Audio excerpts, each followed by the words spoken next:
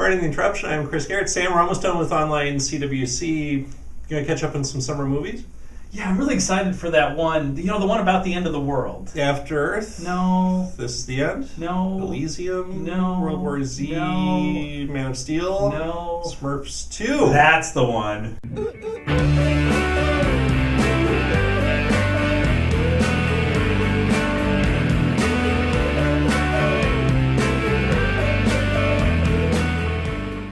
Welcome to PTI, boys and girls. Chris, you went to Pride and Prejudice at the Guthrie this week. How was it?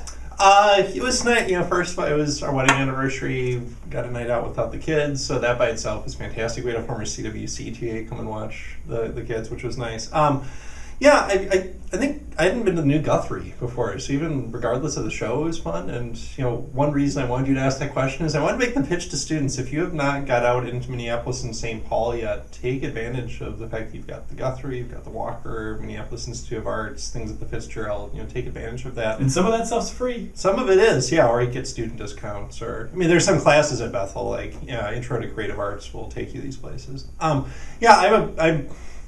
not a huge Jane Austen fan generally, but my wife and I have watched lots of different versions of Pride and Prejudice and read Pride and Prejudice together, so it was a lot of fun. I mean, I think we heard about it because Pete Campbell, or the character Pete Campbell from Mad Men, Vincent Kartheiser, was Mr. Darcy. He was inconsequential. It was all these like scenery chewing performance. Like on one level, it was horribly acted. Like you should not act the way some of the actors were acting, but it was completely enjoyable and a frothy good entertainment. Actually, mostly because it's in the museum. That's the main reason I wanted to mention that. Now, Sam, speaking of literature, in the museum, covered a lot of topics, but it's kind of a sampler. You know, it's a sprint through the 19th, early 20th century. It's named after a literature professor of some note who taught at Bethel for a long time. We don't really have a lot about literature except for George Eliot and Jane Austen. If you were to design a modern literature room, you want to talk about 2 or 3 books, works of poetry, whatever that you would include in that room. Absolutely. Dan Taylor was one of my favorite professors when I was a student at Bethel. He's actually the only founder of the course that I didn't work with while they were teaching the course. He wasn't teaching CWC by the time I had joined the team. But I had him for 20th century literature, which was that was his main course. I mean, he taught early 20th century European and American literature. And I mean, one piece that I would definitely talk about is one that I'm not going to talk about right now because in segment 2, Barrett Fisher is going to come in and talk about Joseph Conrad's Heart of Darkness, which I won't talk anymore about, but you'll hear why that's a really significant piece. If I were to pick 3 pieces to think about, I would say the work of poetry that sort of encapsulates that early 20th century, this time period that we're talking about, is a poem from T.S. Eliot, who's an American poet who spends most of his life living in England. He writes a poem in 1922 called The Wasteland. And it's sort of it's the great modernist poem. And some of the elements of it that I think speak to some of the ideas we're getting to at the end of the Modern Age Museum is the idea that sort of life is fragmentary. I think Dan Ritchie talks about the fragmentary nature of early 20th century modernist literature. There's lots of languages. There's also this long strain of historical allusion as well going on in there. But Eliot's sort of talking about the wasteland is the world of the West after the First World War. So there's stories about people coming home from the war, the home front during the war, but it's also not that specific. It's also broader, just in terms of this Western culture sort of drying up. And there's this theme of, if you read the poem, there's this theme of dryness, and of people avoiding water, people trying to get out of the rain.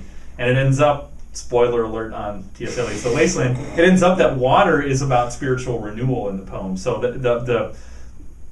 if there is a narrator in the poem, the narrator ends essentially standing on a beach looking out at the ocean and sort of wondering, you know, should I dive in, right? And sort of, what do I do before I make this plunge into this thing that we've been avoiding, which is actually spiritual renewal. And what's interesting is Eliot writes this at a time where he's agnostic, atheistic. I mean, like a lot of the intellectuals we look at in the sort of early 20th century, Nietzsche, Freud, Darwin, people like that. But Eliot is sort of at the beginning stages of what's going to be a major religious conversion, right? So he's going to write a poem called The Hollow Men in the later half of the 1920s. Then he's going to write a poem called Ash Wednesday in the early 30s, right? And that's about more moving towards this conversion, and then the four quartets later on, which is sort of him more as a Anglo-Catholic Christian.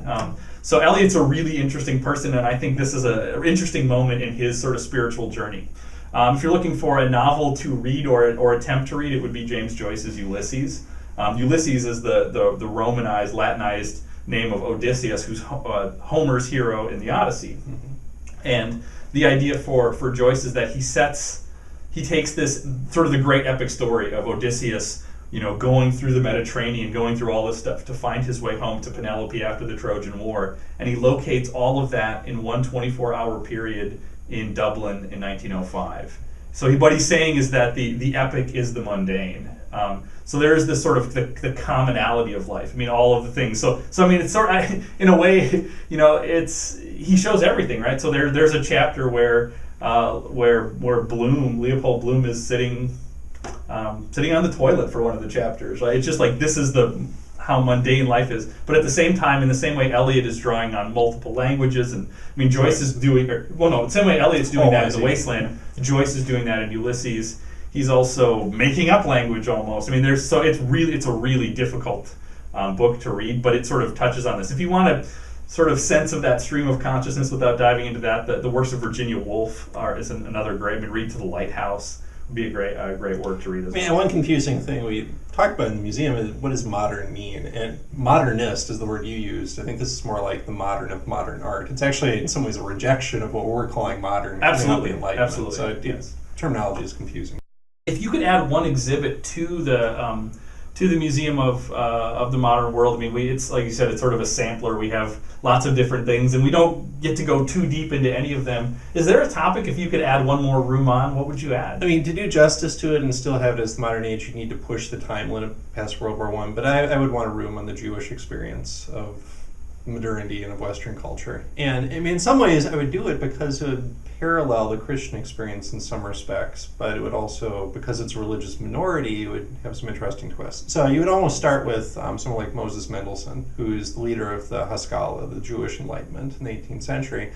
And I mean, it's akin to those Christians like John Locke, for example, who are trying to make faith more reasonable and match this trajectory in philosophy and in social science and all these others with religion. And so Reform Judaism comes out of this impulse. We also have Orthodox Judaism, and you've got intentional movements to preserve a separate Jewish identity. What's making that hard is actually what seems like a good thing, which is that the French Revolution, some of these other revolutions, absolute monarchs like Joseph II are giving religious toleration, but the way they do it is they get rid of the special rights and privileges that Jews used to have. And so in some respects, Jews then are treated like everyone else, but they lose the kind of privileged status and the kind of autonomy that they had as separate communities. For some Jews in Europe, that's great, and they go through a process of assimilation. This is kind of Karl Marx's family story. His uncle was a rabbi, but Karl Marx actually goes to a Christian school and writes his high school thesis about Jesus. I mean, that's a pretty typical kind of arc for a upwardly mobile middle-class Jewish family, which is why when you get to the 20th century or the late 19th century and you get a flare-up of anti-Semitism in places like Paris, and in Vienna, the mayor actually belongs to the anti-Semite party. This is when Hitler is coming of age. And of course, then you get to the 30s and the 40s and to the Holocaust. That's why it's so, it's so disturbing to, I think, some of these families. I mean, they've essentially been European, they've been Westerners for 2 centuries now, and all of a sudden, their religion, or in Hitler's case, their race, has been made this point of contention. I think it'd be useful because I think it'd be a good idea for Christians to think about what it means to be a religious minority. I don't know what the next 100 years will bring, but I think, historically Orthodox evangelical Christians should not just assume, well, you're going to be the majority and the rest of the country will take their cues from you and you'll have power. Probably for a lot of reasons it's good to actually think, no, maybe we have something to learn from people who have lived with persecution, and one response to that is to kind of affirm those values and absorb the values of the larger culture. The other is to reject them, or maybe there's that middle path. One of those things interesting to think about the Jewish experience, the story you just told, and I think you even mentioned this at one point in the museum, really briefly. I mean, and see the echoes of the story of the Maccabean Revolt and Antiochus Epiphanes, and like that. There's nothing new under the sun. Like there's elements of that story which are the same. Yeah. I think that's a really, as historians, when you see those mirrors or hear those echoes, that's always it's just chilling, really, to think about some of that. Yeah, and if you do go all the way up through the Holocaust, it underscores again how, a couple pieces of metal furniture are really problematic. History is a story of uninterrupted progress, founders on the rocks of the Holocaust, if not before. But also this idea we've kind of figured it out, and every human beings are fundamentally free, and they have dignity, and they're self-governing. And if we are inventing the word genocide in 1945 for the killing of not just an individual but a people, that we've got some work left to do. In some ways, that's the birth of the modern human rights movement. Actually, is well, how then do we remedy that situation? Sam, we did talk about the World War I trip that we led not too long ago, and so we should probably talk about some other opportunities for study abroad. But as someone who spent a J term as a student in the Dominican Republic, but also a fall, I think, in Oregon at the Oregon Extension, what's the value of studying off campus as a Bethel student? I always think it's helpful to be able to step outside of your culture, and you think like, well, we don't always think about ourselves as living in a culture. For me, going to the Oregon Extension, like, oh, so I went to school in Oregon. That's, is that step? I didn't enter into a sort of an ethnic culture by, I had friends who went to Hong Kong or to Spain, and like they went to a different culture, right? But what I went to was sort of an intentional community for 4 months. The Oregon Extension was, we went up into the mountains of Oregon and essentially read books for 4 months and lived in this small community.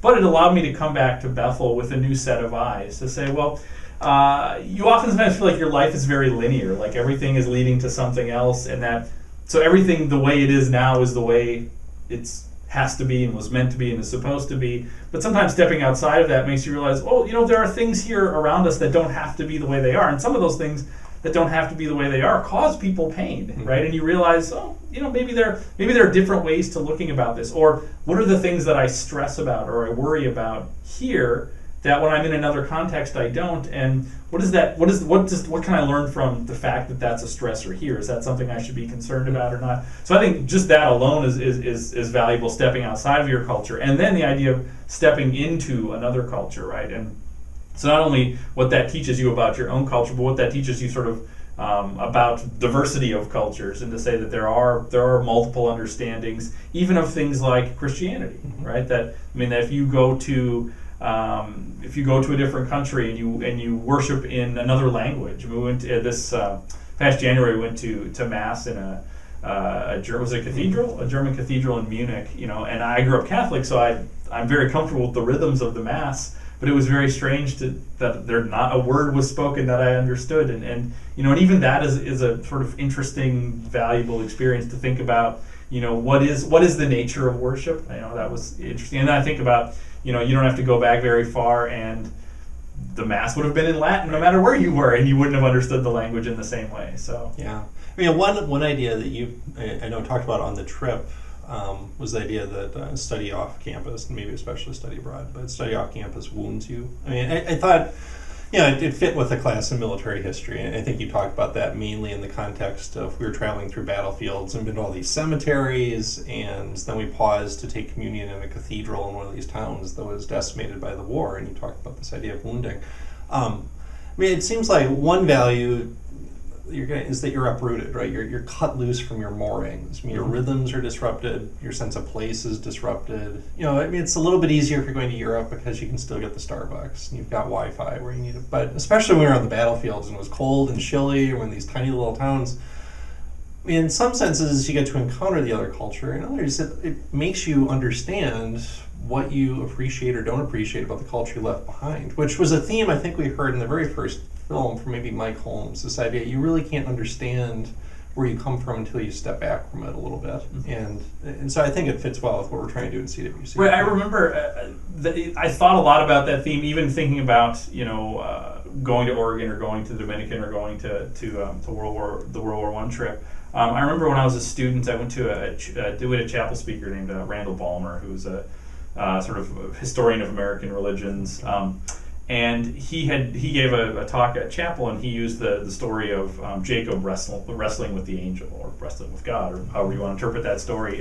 But the theme he picked up on was the idea that as that wrestling match ends, that the angel or God touches the hollow of his thigh, that he walks with a limp after that. And it's this idea of when we have those deep experiences, those profound experiences, we're not allowed to be the same person anymore, right? And I would say I feel that way about powerful relationships that I have with people, that I'm not the same person, right? Whenever everything that I do, I hope wounds me in some way. And wounding is a kind of language, that talks about pain, and that you carry the scars, or you walk with a limp, and that maybe that's a way we think about our life. We think about our spiritual walk, is that I want to be a person who's affected by the experiences that I have, and I think wounding is a metaphor that's helpful to do with that. So it also helps you move out of the idea of thinking about study abroad as a vacation. Because when I went to the Dominican, it would be easy to think we're going to go hang out at the beach. But I didn't really want to think about it that way, or at least not entirely. But I want to think about how can I be wounded by this place? How can this place affect me for the rest of my life? Yeah, there are lots of ways you can study abroad or off campus through Bethel. The off-campus studies office is the CC building, 3rd floor, so you can go check that out.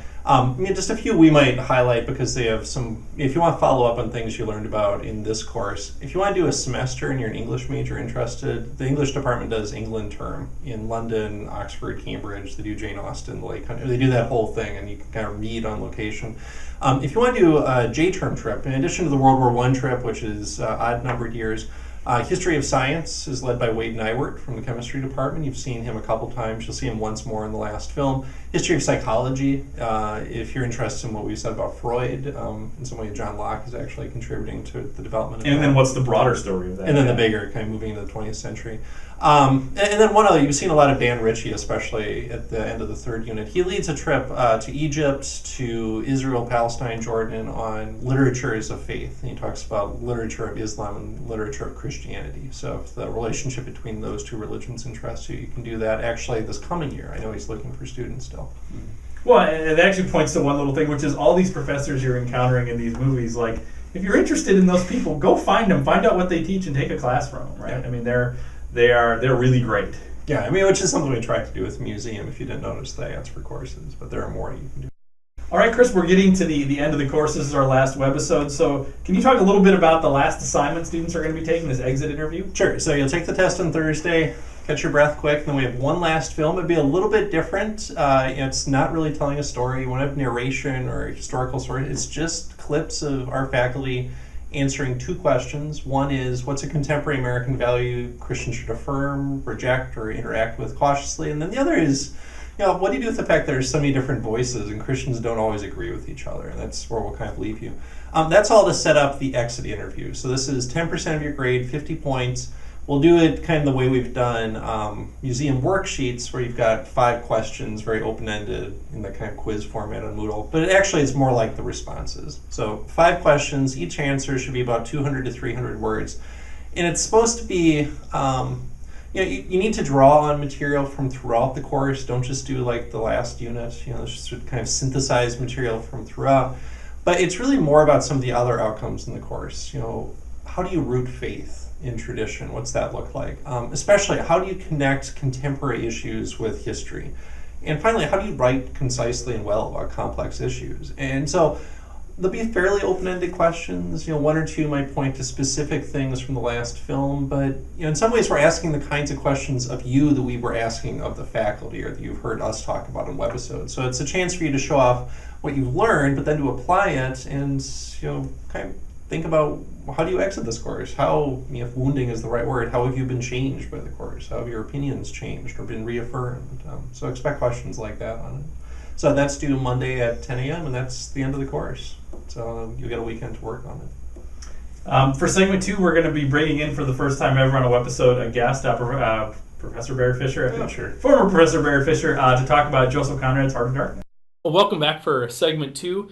We have actually something really special for our last webisode. We're bringing in our first guest, and it's not a head-on-stick guest. It's an actual guest. Barrett Fisher is a former English professor here at Bethel, former CWC professor, and I should have written down your current title, which is? It's complicated. Associate Dean of Arts and Humanities and Acting Dean. Okay. 2 jobs So in one. lots of titles. Lots of titles, yes. All right. And the reason we're bringing Barrett in is because when I was a student at Bethel, I was a TA for CWC.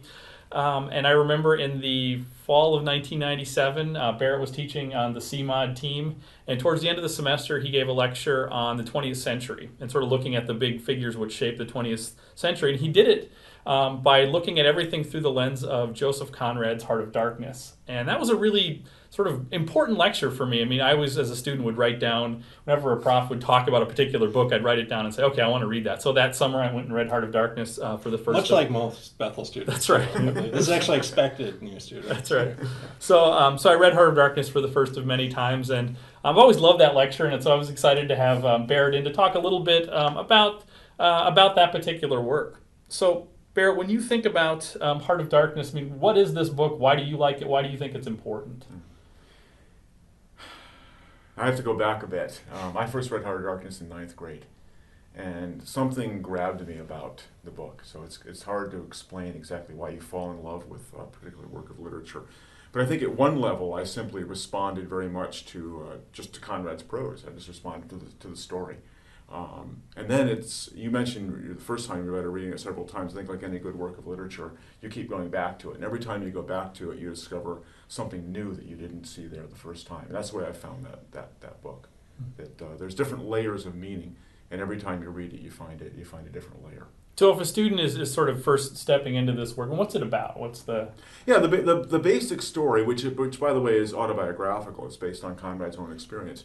The basic story is that a ship captain looking for a job takes a job on a riverboat going up the Congo to a station where an ivory trader needs to be rescued, needs to be brought back to civilization.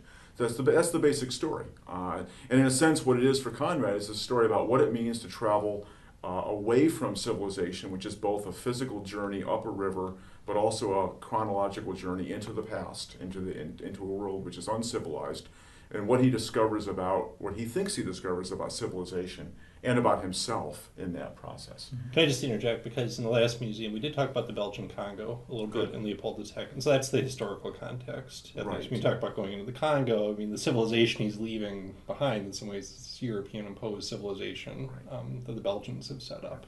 Yeah. Part of what he sees is a kind of savagery. Savagery at 2 levels. A kind of a savagery that he thinks is primal, that somehow human beings are fundamentally savage, but also the savagery of what the Belgians are doing in the Congo. Conrad wasn't really motivated primarily by politics. As I said, it was a personal story. But this is one of the ways in which the story is layered. It just touches so many different levels. Well, when you lectured on it, I mean, the thing I thought that was so interesting is you used it as a lens to talk about really big ideas. I mean, Conrad's writing this right at the beginning of the 20th century, is that right? 1899, so okay, right on the cusp. Right, and you used it to sort of talk about, some really big ideas which, coming out of the late 19th century, which really shaped the 20th century. Right. So what does this work tell us about the 20th century, tell us about modernity? Mm-hmm. Well, I mean, one of the things that Conrad is discovering, or one of the things he's thinking about, is that he was born in the Victorian age. And he then kind of lives through this shift from the Victorian era to the modern era. And one of the things that's happening during the Victorian era is all kinds of research or investigation are being done, either into the past or into human consciousness. And in a way, it's a kind of a stripping away for Conrad. It's kind of a stripping away of a veneer. It's the idea that we've had this kind of Victorian era where we think that everything is that we behave appropriately.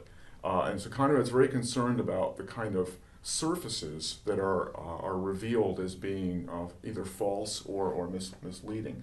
So in the same way that you think about World War I revealing the dangers of technology, 19th century says it's all about progress, and what does progress yield? More effective ways to kill people.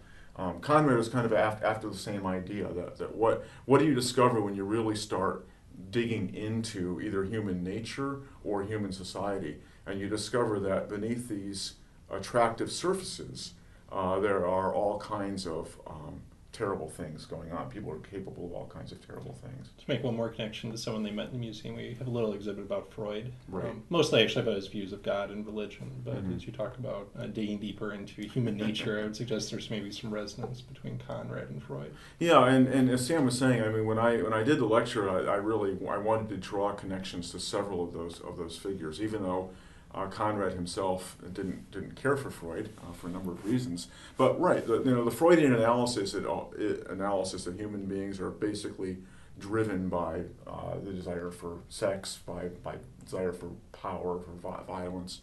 That's exactly what Conrad identifies in the story. The character of Gehrz goes out as a civilizing influence, but when he gets into the Congo, he himself becomes uncivilized.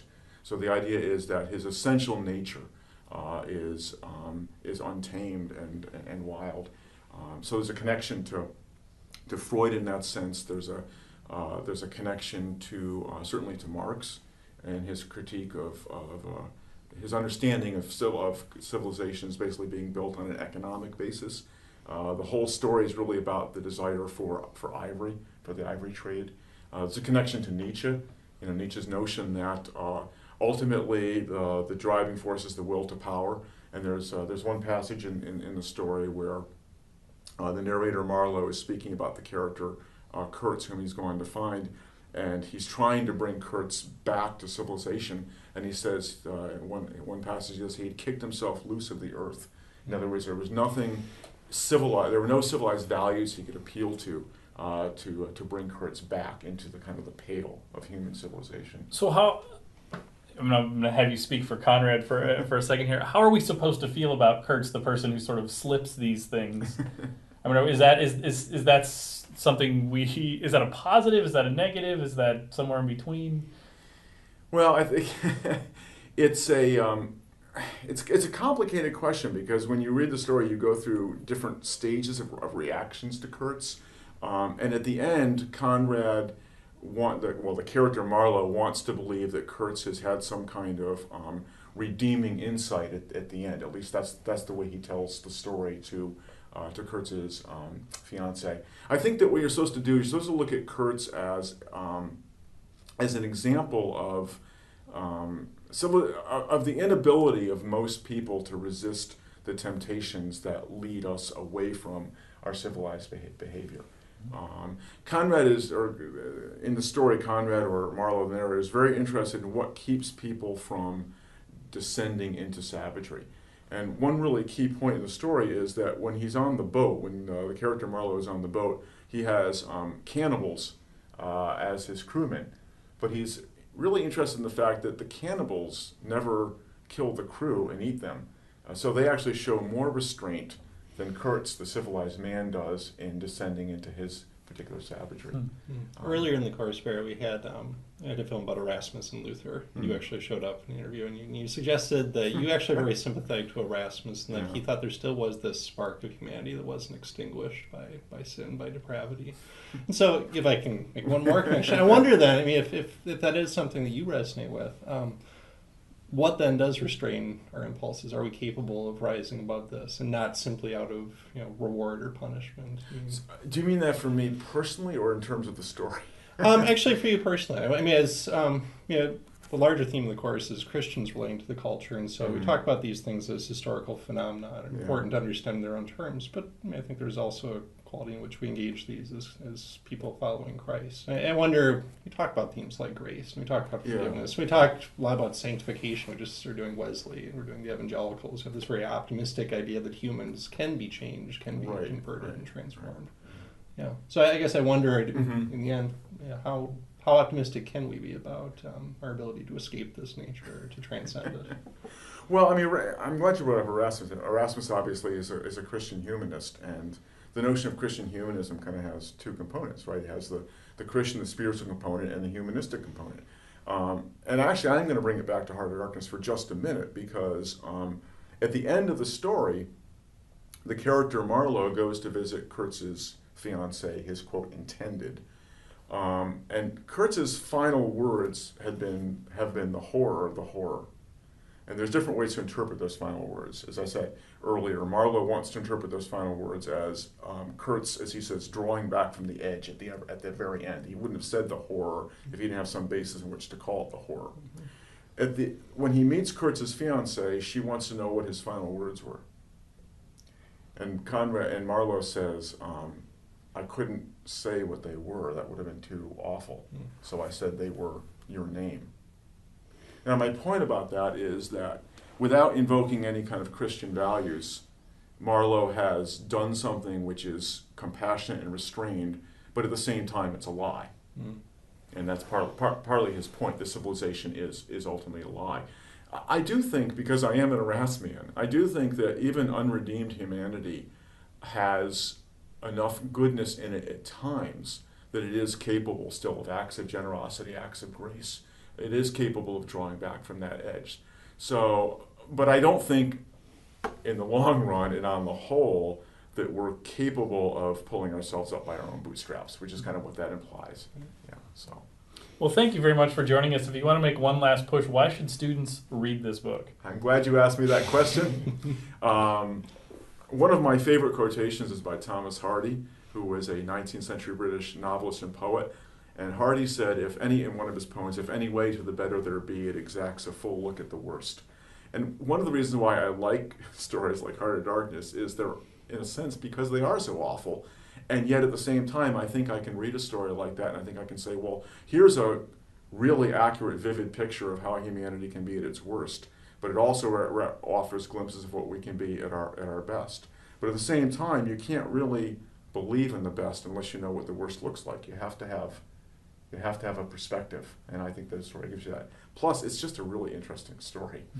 And it's not long. It's not long. That's right. You can read it in a couple of hours. That's right. But you It's happy time, happy birthday to Harry Potter author J.K. Rowling, 48 today. I should have said Harry Potter / detective fiction author. Have you heard about this? That No. she was unmasked as the author of this very acclaimed detective novel. Sam, are there any novels you want to cop to that you've written under an assumed name?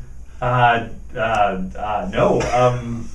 No, well, I would love to take credit for things, but I don't think I was alive when. Were you a Harry Potter fan? You know, I've never read. I've read like the first half of the first book, and I've seen parts of most of the movies. I apologize because I know other people love them. No, it's okay. Will you do this with your kids when they get to a certain age? I think so. Yeah, my wife loves them, so I think that'll definitely happen. There's certain things I'm sort of saving for kids too. Like I haven't read all the Chronicles of Narnia because I didn't read them as a kid, and I thought, well, this will be fun to read with kids. So my kids are at the age where we can start doing that. So yeah, I feel the same way about The Hobbit at some point. Probably because I just watched that movie finally. But I'm excited to read that. Happy anniversary to Michael Phelps. On this day last year, you set the Olympic record for most medals. Chris, do you have Sochi fever? I love the Winter Olympics, which is really lame because I don't pay any attention to any of those sports except hockey. But I just enjoy that's what's great about the Olympics. Yeah, no, I mean that's why I enjoy it. The problem is, I'm not a big fan of Olympics rewarding semi-authoritarian regimes. That's not such a great thing. And also, Sochi is like a Black Sea resort. I think they're legitimately worried about having enough cold weather for some of these events. But they had the same problem with Vancouver 4 years ago, and I think that turned out to be a pretty memorable Winter Olympics. So I don't have a case of the fever yet, but check back with me in like 6 months, and it'll be... It always falls at such a great time of year, though, because the thing about the Summer Olympics is I love watching them, but you always feel the guilt about, wow, should I really be sitting inside watching this? But in the winter, there's nothing else to do, so it's great. Well, the other thing is, the last time, my wife and I watched a ton of the Olympics, partly because our twins had just been born. We were up at 2 in the morning anyway, and so we had nothing better to do. And I feel like the kids are going to grow up Canadian, basically, because they heard the Canadian national anthem so many times during the Vancouver Olympics.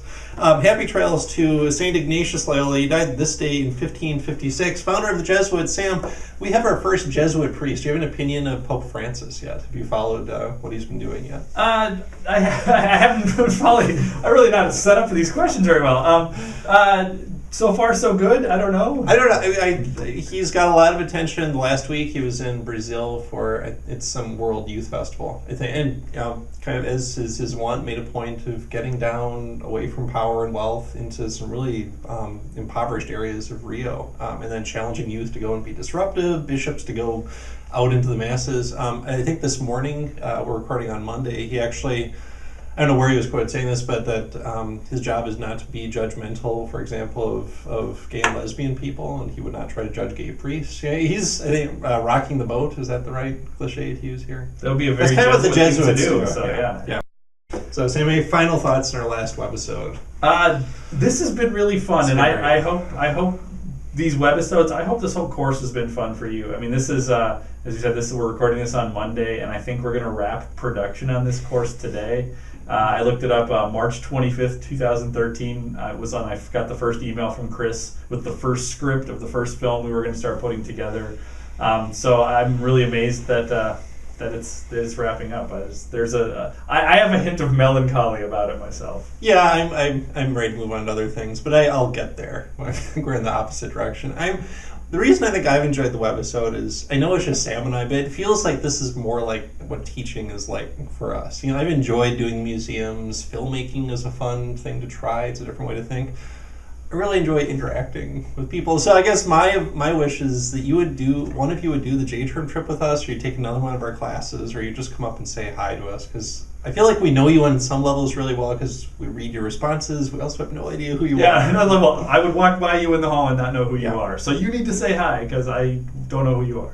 So thanks for watching throughout these 7 webisodes. Have a good test, have a good exit interview, and have a good rest of your summer, and hopefully we'll see you in the fall. Enjoy your August. Good night, Sweden? Question mark?